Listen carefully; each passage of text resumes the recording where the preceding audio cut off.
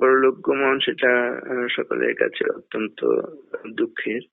তো তিনি যদি আবার রামকৃষ্ণ বিবেকানন্দ গবেষণার কাজে তার যে আহ, বাণী আর প্রচারের জন্য বা এই প্রসারের জন্য যদি কাজ করেন, তিনি আরো তিনি আদরণীয় হন।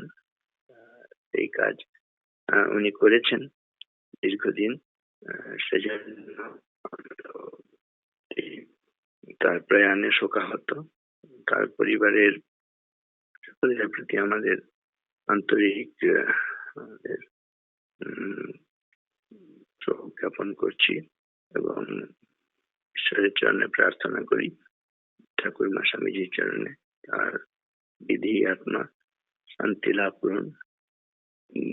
তার এই আরব্ধ কাজ অন্য বর্তমান প্রজন্মের সাহিত্যিকরা, গবেষকরা তারা